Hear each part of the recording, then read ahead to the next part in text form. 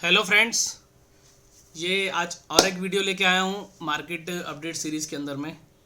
ठीक है, इसमें अपन मार्केट की एक बारी बात कर लेते हैं कि अभी निफ्टी कहाँ पर है, क्या सिचुएशन बन रही है और आने वाले दिन में या अभी जैसे 2 दिन बाद एक्सपायरी भी है तो एक्सपायरी के टाइम में क्या मूवमेंट रह सकता है। ठीक है। सो अभी जैसे कल हमने देखा कि ये 20 का जो ईएमए है वहाँ से रेसिस्टेंस लेके ये वापस पलटा है निफ्टी।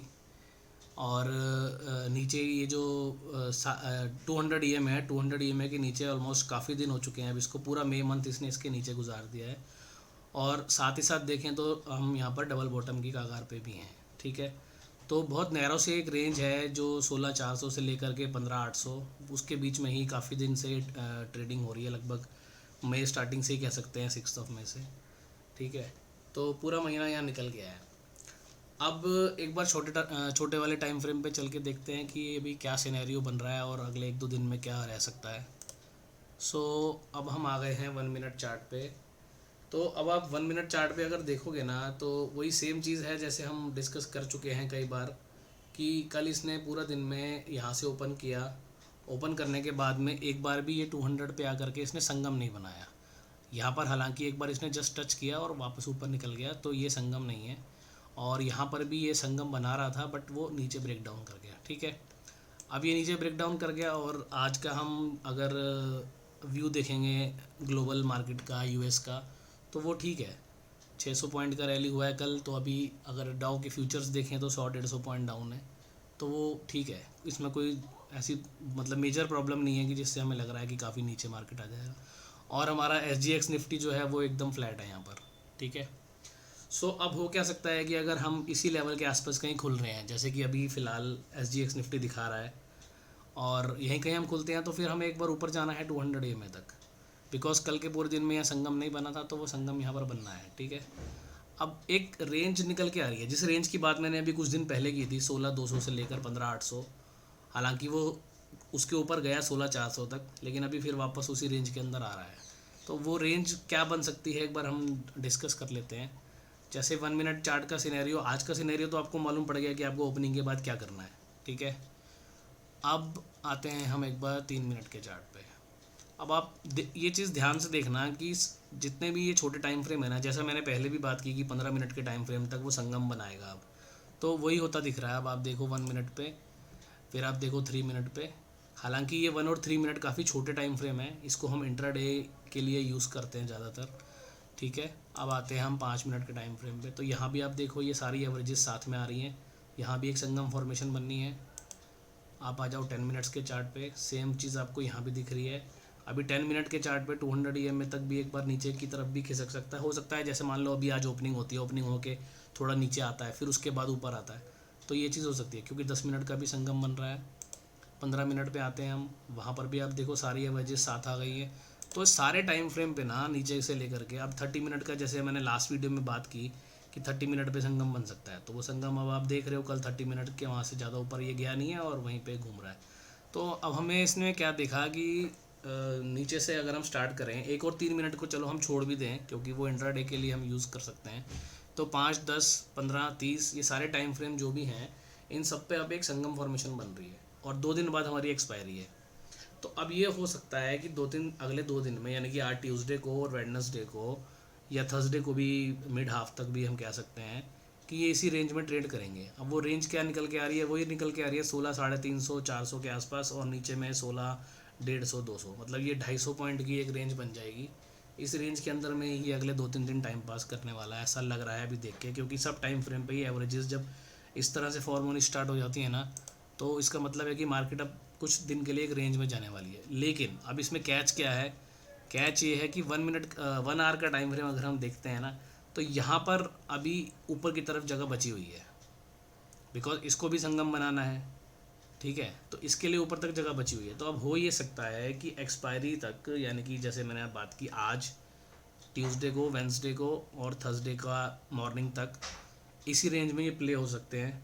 उसके बाद अगर यहाँ से आपको ब्रेकआउट आता दिखे एक्सपायरी वाले दिन, अगर इस ये रेंज ऊपर की जो 1 आवर पे जो रेंज है ये अगर ब्रेक होती दिखे, तो फिर इसका मतलब क्या है कि ये एक्सपायरी के दिन एक ऊपर की तरफ मूव दे देगा, जिसको 16,600 तक भी जा सकता है, या फिर ये जो पीछे गैप लगा हुआ है ये गैप फिल भी हो सकता है। आप समझ रहे हो? ये जो एक डेली चार्ट पे भी मैं अगर आपको दिखाऊं, ये जो गैप है ना, ये वाला गैप एरिया फिल हो सकता है एक्सपायरी वाले डे, लेकिन उसके लिए इसको ये जो रेंज है ना, ये रेंज ब्रेक करनी होगी। जो ये शॉर्ट टर्म के संगम वाले जो एरिया है ना, ये वाले एरिया, यानी कि ऊपर में 16,400 कह सकते हो और नीचे में 16,150, 16,200, ये जो 250 पॉइंट की रेंज है, अगर ये रेंज आपको ब्रेक होती दिखे, चाहे एक्सपायरी पर नहीं भी दिखे, नेक्स्ट डे दिखे, फ्राइडे में दिखे या नेक्स्ट वीक दिखे, कभी भी दिखे, तो आप ये समझ लेना कि फिर ये वाला गैप ये फिल करने जा रहा है ऊपर 16,600। ठीक है, तो अब 2-3 दिन का व्यू तो हमारे पास आ गया कि अब हमारे को ये रेंज प्ले करनी है, इस रेंज के अंदर में ये रहेगा। इस रेंज के ऊपर या नीचे जहाँ भी जाता है वहाँ अपने को फिर आगे की तरफ एक ट्रेड मिल जाएगा। नहीं तो फिर इस रेंज के अंदर तो वही चीज़ है कि अगर रेंज के लोअर एंड पे आता है तो वहाँ से हम बाय कर सकते हैं, और हायर पे जाता है तो हम सेल कर सकते हैं। ठीक है, और कल भी जो ये पलटा है पिछले रेजिस्टेंस से ही पलटा है, जो कि आप देख रहे हो 18 मई का जो ये लेवल था, और उससे पहले भी आप देखो 9 मई का, तो ये एक रेजिस्टेंस जोन तो ऑलरेडी था, क्योंकि 9 मई को भी यहीं आके रुका था, उसके बाद ऊपर आया 18 को भी यहीं आके रुका, कल फिर यहीं आके रुका। तो ये एक रेंज बहुत इंपॉर्टेंट हो जाएगी 16,400 वाली। ठीक है, तो 16,400 के ऊपर अगर आपको कोई भी 2 घंटे की कैंडल क्लोज होते हुए दिखे, तो आप समझ जाना कि यहाँ से आगे फिर 200-250 पॉइंट की रैली यहाँ से बनने वाली है, और सेम नीचे के लिए भी है। ठीक है, तो ये हो गई बात निफ्टी की। और कुछ सेक्टर के लिए भी जैसे अपडेट मैं दे देता हूँ। जैसे अभी पिछली कुछ वीडियोस में अगर आप मार्केट अपडेट सीरीज़ की वीडियोस कंटिन्यू देखते आ रहे हो, तो आपने देखा होगा मैं मेटल्स को लेकर के हमेशा से बेयरिश रहा हूँ पिछले कुछ दिनों से, और मैं वीडियो में ये बोल भी रहा था कि मेटल में हाथ नहीं डालना है। इवन मेटल जब यहाँ पर भी था तब भी मैं एक बार बोला था, यहाँ पर था तब भी एक बार बोला था कि मेटल्स में हाथ नहीं डालना है। तो अब आपने देख लिया कि मेटल में अभी क्या हो रहा है। और कल का ये जो मूव था, ये 8% की डाउन कैंडल बनी है, तो ये आपने देख लिया। अब इसके इंडिकेशन, अब न्यूज़ तो कल आई है, न्यूज़ तो इस वीकेंड पे आई है, लेकिन ये सारी चीज़ों के इंडिकेशन चार्ट पे पहले आ जाते हैं, तो इसलिए आपको चार्ट रीडिंग पे ज़्यादा फोकस करना है। और इवन यही नहीं, मैं जनवरी से फरवरी से बियरिश हूँ मेटल के ऊपर। मेरी कुछ होल्डिंग भी थी मेटल सेक्टर में, जैसे हिंडाल्को वगैरह में, जो काफ़ी नीचे से ले रखे थे, उनमें 200%, 225% का प्रॉफिट बुक किया था। फरवरी में मैंने सारे ये बुक कर लिए थे, तो मेरे को इसीलिए लग रहा था कि जैन फेब से ही लग रहा था कि मेटल इंडेक्स में अभी यहाँ से लोग ट्रैप होने वाले हैं। इवन ये जो ब्रेकआउट आया था इसमें भी मैं काफ़ी बुलिश नहीं था बिल्कुल भी, क्योंकि ये क्लियर दिख रहा था मंथली। अगर मैं इसका चार्ट देखता हूँ तो मंथली चार्ट यहाँ पर बियरिशनेस दिखा रहा था इस एरिया में, लेकिन ये जो ब्रेकआउट आया था ये फेक ब्रेकआउट था, वो क्लियर था। बट मेरी जो भी होल्डिंग थी मेटल सेक्टर की, जैन और फेब में, मैंने सब सेल करके और मैं यहाँ से बाहर हो गया था। तो इसीलिए मैं यूट्यूब वीडियो में भी आप सबको बोल रहा था कि मेटल में बाय नहीं करना है।